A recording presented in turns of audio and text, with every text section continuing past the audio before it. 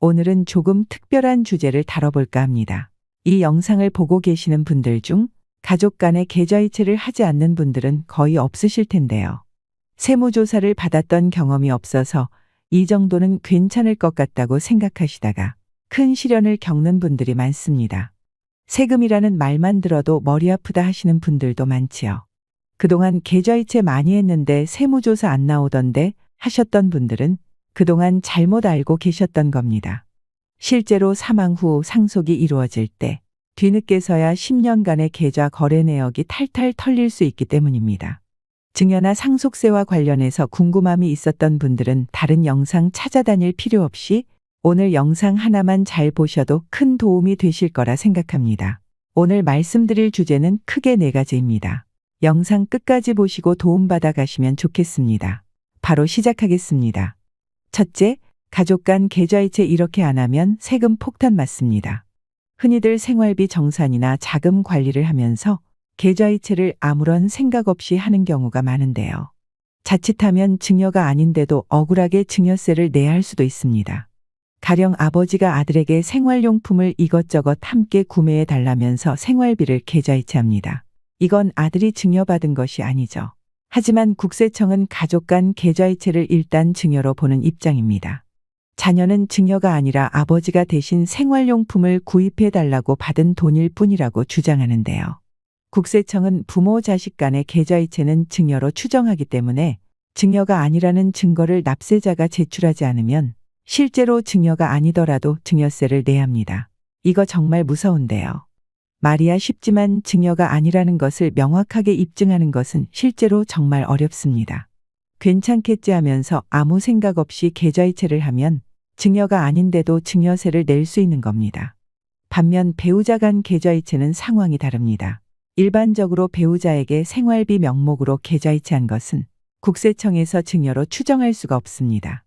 그렇기 때문에 증여라는 증거를 내가 아닌 국세청에서 먼저 입증을 해야 과세를 할 수 있습니다. 배우자 간 계좌이체 사실만으로는 증여로 볼 수 없으니 자유롭게 계좌이체 하셔도 되겠습니다.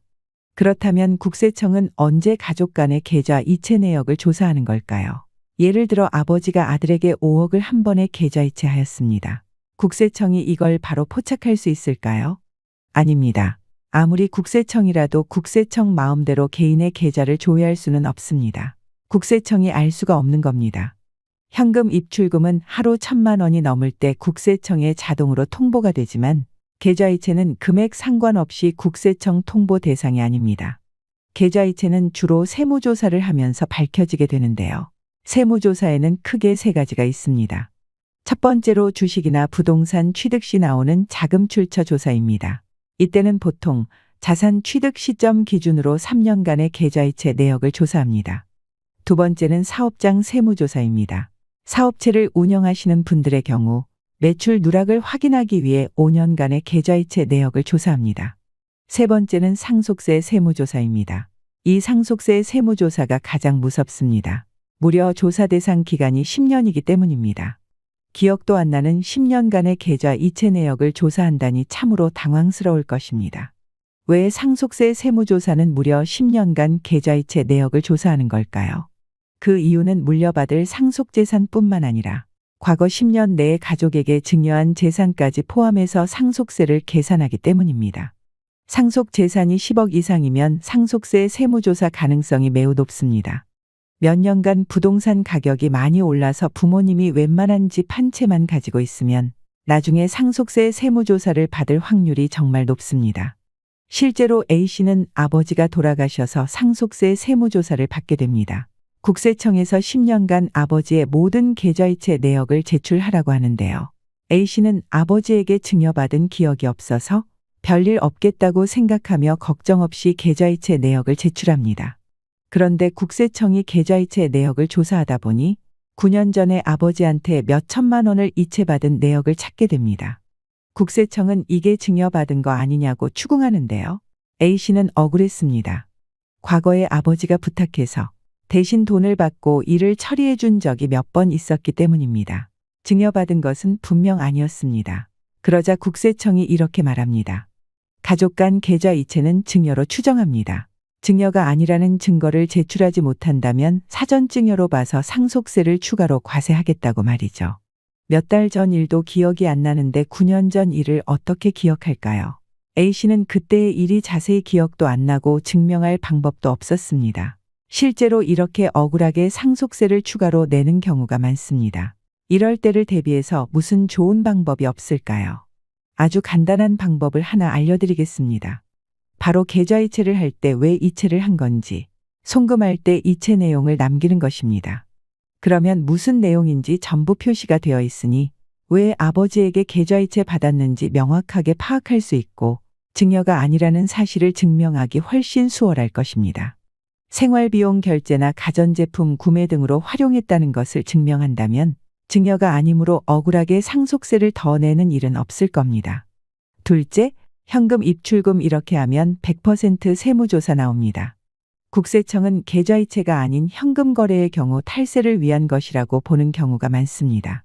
그러므로 현금 입출금을 잘못하면 세무조사를 받을 확률이 상당히 높아지는데요. 어떻게 현금 거래를 하면 국세청이 알게 되고 세무조사를 받게 되는지 아주 쉽게 알려드리겠습니다. 우선 우리가 하루에 1,000만 원 이상 현금을 입출금하게 되면 은행에서 자동으로 이 내역을 금융정보분석원에 보고하도록 되어 있습니다. 이 제도를 고액 현금 거래 보고라고 하는데요. 이렇게 은행으로 받은 정보 중에서 단기간에 몇 억씩 현금 거래를 많이 한 사람이나 탈세가 의심되는 그런 사람들을 자체적으로 검토하여 국세청에 알려주는 절차가 이루어집니다. 반대로 국세청에서 먼저 정보를 요구하는 경우도 있습니다. 세금 추징을 위해 증거자료가 필요한 경우입니다. 즉 1,000만 원 이상의 모든 현금의 입출금 내역이 금융정보분석원으로 통보되는 건 맞지만 국세청까지 자동으로 통보되는 것은 아닙니다. 딱 한 번 1,000만 원 넘게 현금을 입출금했다고 그것 때문에 세무조사가 나오거나 그러지는 않는다는 거죠. 실제로 만약 국세청에서 정보를 요청하면 현금 거래 정보를 제공해줬다고 안내문이 오기도 합니다. 이 안내문을 받으셨다면 세무조사 받을 준비를 하셔야 합니다. 실제로 국세청에서 이 정보를 활용하여 매년 10,000건 이상, 2조 원 이상 세금을 추징하고 있습니다. 활용이 매년 늘어나고 있는 만큼 가급적이면 금융정보분석원에 내 현금 거래 정보가 보고되지 않는 것이 좋겠습니다. 고액 현금 거래 보고 기준은 각 은행별로 하루 1,000만 원 이상 현금 거래하는 경우에만 보고됩니다. 예를 들어 A은행에서 900만 원, B은행에서 900만 원 현금을 입금했다면 각 은행별로 1,000만 원이 넘지 않기 때문에 금융정보분석원에 통보되지 않습니다. 그리고 ATM 기기를 이용한 거래와 은행 지점에서 방문하는 거래를 합쳐서 1,000만 원 이상이면 보고됩니다. 또한 입금 금액과 출금 금액을 따로 적용합니다. 하루에 입금 900만 원과 출금 900만 원을 동시에 했다면 각각 1,000만 원 이하이므로 금융정보분석원에 통보되지 않습니다. 그럼 이 요건들만 피해서 매일 900만 원을 넣으면 어떻게 될까요? B씨의 경우 이 제도를 이용해서 하루에 900만 원씩 넣었다고 하는데요.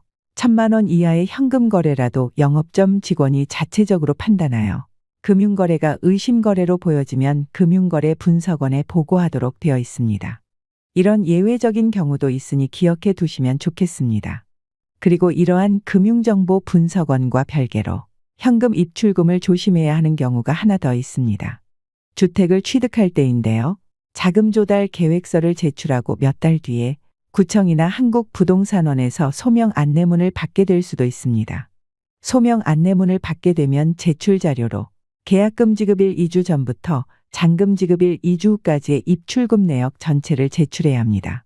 그런데 그때 현금 입금한 내역이 많을 경우 국세청에 통보할 수 있습니다. 증여세 안 내려고 일부러 계좌이체 내역 안 남기고 부모님한테 현금으로 받아서 입금한 건데 세무조사를 받게 될 수 있는 상황입니다. 국세청에서는 이러한 현금 출처를 당연히 가족이라고 추정합니다. 그래서 현금의 자금 출처 조사를 위해 가족 세무조사로 확대될 수가 있습니다. 만약 아버지가 사업을 운영하신다면 아버지 사업장의 현금 매출 누락까지 의심을 받아 아버지 사업장까지 세무조사를 받게 되는 겁니다. 현금 입출금 하지 말고 차라리 차용증을 쓰고 계좌이체 받았으면 가족 세무조사까지 확대되진 않았을 겁니다. 본인 한 명 때문에 가족까지 세무조사 받게 되는 전형적인 케이스이니 조심하시기 바랍니다. 셋째, 소액 현금 증여, 설마 하는 이 정도 금액도 국세청에 걸릴 수 있습니다. 최근 부동산 자금 출처에 대한 세무조사가 많아지자 큰 금액이 아닌 500만 원, 1000만 원 정도의 현금 증여도 국세청에 걸릴 수 있냐고 물어보십니다. 비교적 소액인 현금 증여인데 이 정도는 그냥 넘어가도 괜찮지 않을까요? 아니면 이것조차 국세청이 악착같이 찾아내서 세금을 추징할까요? 예시를 통해 쉽게 설명드리겠습니다. 부모님이 결혼한 자녀에게 현금 2천만 원을 증여하였습니다. 이걸로 생활비 보태고 월급은 잘 모아서 집장만 하라고 하시는데요. 자녀는 이전에도 부모님에게 5천만 원을 증여받아 이미 증여 공제를 받았었기 때문에 증여를 더 신고하면 세금이 나오게 됩니다. 어차피 국세청에서도 이 정도 금액까지 파악하지 못할 테니 증여를 신고하지 않기로 하는데요. 네, 맞습니다. 국세청에서 전 국민의 계좌이체 내역을 다 들여다 볼 수도 없고 더군다나 소액 증여까지는 잡아낼 수 없습니다. 시간과 인력이 한정돼 있기 때문인데요. 하지만 문제는 갑자기 일어나게 됩니다. 7년 뒤 갑자기 아버지가 돌아가시게 됩니다. 아버지가 돌아가셔서 슬픈 와중에 국세청에서 연락이 오는데요. 상속세 신고 납부는 6개월 내에 해야 한다. 그리고 본인의 10년간 통장 이체 내역도 함께 제출하라고 합니다. 1년도 아니고 무려 10년치입니다. 10년치 계좌이체 내역을 제출하는 게 말이 쉽지 정리하는데 시간이 엄청 걸릴 것입니다.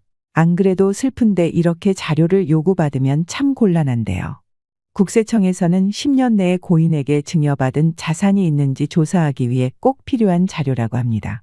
이것을 우리는 사전 증여 과세제도라고 하는데요. 상속세는 고인이 남긴 상속 재산에 대해서 내는 세금입니다. 이건 다들 아실 겁니다. 그런데 여기에 하나를 더 해야 합니다.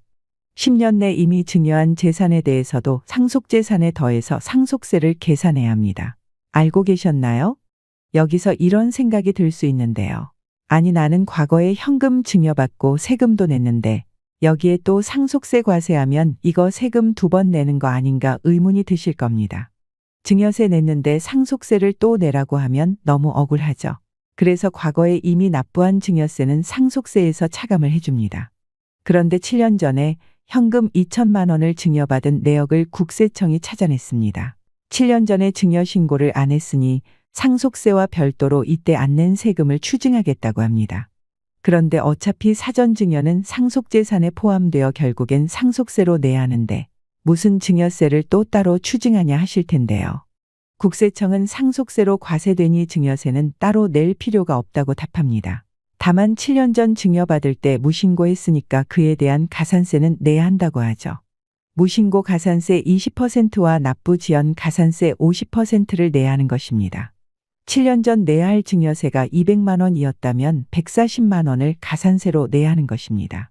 7년 전 증여받은 현금에 대해서 세금을 내게 될지도 몰랐는데 가산세까지 추가로 더 내야 한다니 그야말로 세금 날벼락을 맞은 셈인데요. 이런 세금 날벼락을 맞기 싫으시면 부모님의 연세가 많으신 분이나 부모님 재산이 10억 이상인 분들은 소액 현금 증여하고 증여 신고를 하시는 게 좋습니다. 재산이 10억 이상이고 특히 부동산을 소유하고 계시다면 대부분 상속세 조사가 나오니 조심하셔야 합니다. 또한 10년 내 5천만 원 이상 현금을 이체받으신 분도 마찬가지입니다. 부모 자식 간 증여 공제는 5천만 원이기 때문이죠. 넷째는 증여, 상속세 절세하는 방법입니다. 첫 번째 방법은 감정평가를 활용하라입니다. 여기서 핵심 키워드는 증여 재산가액입니다. 증여나 상속으로 얼마짜리를 받느냐에 따라서 세금이 달라지는데요. 근데 이 증여받는 것 중 가장 큰 부분을 차지하는 것이 부동산입니다. 특히 부동산 같은 경우는 가치를 평가하는 방법이 원칙은 시가입니다. 그리고 그 시가를 알 수 없을 경우에 국가에서 정한 기준 시가라는 방법을 통해서 그 재산을 평가하는데요. 중요한 것은 내 부동산에 대한 어떤 명확한 시가가 있으면 그게 우선시되지만 내 부동산에 대한 시가를 알 수 없을 때는 어쩔 수 없이 다른 유사한 부동산을 준용할 수밖에 없습니다. 그럼 내 부동산에 대한 시가의 대표적인 게 감정가액입니다. 그러면 감정가액이 있다고 하면 다른 부동산에 대한 거래 금액을 준용하지 않아도 된다는 얘기인데요. 다른 부동산에 거래된 금액이 나한테 불리할 경우에는 감정평가를 받으면 내 부동산에 대한 시가가 우선 적용되기 때문에 내가 받은 감정가액으로 세금을 책정할 수 있게 된다는 겁니다. 만약에 내가 감정평가를 하지 않고 아파트를 자녀한테 증여한다고 했을 때 비슷한 남의 부동산 가액으로 책정할 경우에는 7억 5천인데 감정가액은 6억일 수 있다는 것이죠. 이 감정가액이라는 게 약간 융통성이 있습니다. 지금처럼 가격 폭락이 클 때는 더 그렇습니다. 내 부동산에 대한 감정을 받아서 세금을 책정하면 6억에 대한 세금이 부과되니까 훨씬 절세할 수 있게 됩니다. 만약 이걸 배우자한테 증여한다고 했었을 때 내가 감정을 받지 않으면 7억 5천으로 배우자 공제 6억을 적용하고 그 초과되는 1억 5천에 대해서 세금을 계산하면 2천만 원을 내야 되는데 감정을 받았더니 6억 원으로 낮게 평가를 받아서 배우자 공제 6억 원을 차감하면 낼 세금이 없게 됩니다. 두 번째 방법은 10년마다 증여하라입니다. 증여세 계산 구조는 내가 증여할 시점에서 과거 10년 동안 증여한 걸 다 합산해서 계산하게 되어 있습니다. 그런데 그 이전부터 증여재산 공제를 활용해서 각자 적용받을 수 있는 공제액만큼 공제를 받아 미리 증여를 하면 절세할 수 있습니다. 예를 들어 직계비 속인 자녀가 출생을 하면 미성년자일 때는 2천만 원 공제가 가능하니 한 살에 2천만 원을 증여하고 11살이 되었을 때 또 2천만 원을 증여하고 21살 성인이 됐을 때는 증여 공제를 받을 수 있는 금액 5천만 원을 증여하고 이런 식으로 미리 쪼개서 증여를 하는 방법입니다. 31살까지 1억 4천만 원가량의 금액에 대한 증여세를 안 내도 되는 것입니다. 근데 만약 이 1억 4천만 원이라는 금액을 그냥 31살 때 자녀한테 준다라고 하면은 1억 4천에서 공제 5천만 원을 초과되는 부분에 대한 세금을 계산해 보면 내야 할 세금이 900만 원 정도 됩니다. 정리하면 사전증여 재산공제를 통해 900만 원을 아낀 것이죠. 세 번째 방법은 채무를 활용하는 것입니다.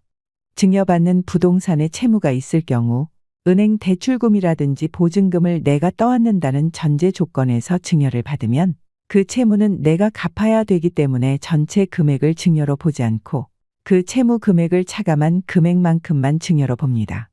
그럼 예를 들어서 5억짜리 부동산이 있는데 보증금이 2억 있으면 실제로 받은 건 3억이 되겠죠. 이걸 부담부 증여라고 하는데요. 그렇게 되면 당연히 채무가 크면 클수록 증여세 부담은 적어질 것입니다. 그런데 그 대신 채무를 주는 사람에게는 유상양도로 보기 때문에 양도소득세가 과세됩니다. 부모 입장에서는 양도소득세를 내야 하지만 가족 전체로 봤을 때는 절세의 효과가 있는 것입니다. 울타리 세금이라고도 하죠. 특히 이 부담부 증여는 다주택자 같은 경우에 양도세가 중과되기도 했었는데요. 그렇게 되면은 양도소득세율이 가산 적용되기 때문에 양도소득세 부담이 너무 컸습니다. 그때는 부담부 증여가 큰 실익이 없습니다. 하지만 지금 거의 대부분이 조정 대상 지역에서 해제가 됐습니다. 그렇게 되면 부담부 증여에서 채무 부분에 대해 세율이 중과가 되지 않기 때문에 단순 증여보다는 부담부 증여가 훨씬 더 유리할 수 있는 것입니다. 지금 시점에 가장 활용하기 좋은 절세 방법이라고 보시면 될 것 같습니다. 한번 사례를 들어보면 시가 8억짜리 아파트를 증여하려고 합니다. 근데 여기에 채무가 5억 원이 있어요. 근데 채무를 부모님이 갚아주게 된다면 단순 증여가 되겠죠. 그럼 자녀 입장에서 8억 원에 대한 증여세를 계산해보면 자녀 공제 5천만 원을 받는다 해도 총 1억 6천5백만 원이 나옵니다. 그런데 부담부 증여로 채무 5억을 안고 가야 하는 조건이라 하면 8억 원에서 5억 원의 채무가 빠지고 남은 3억에 대한 세금을 계산해보면 자녀의 증여세는 4천만 원이 됩니다. 정말 충격적이고 놀랍지 않으신가요?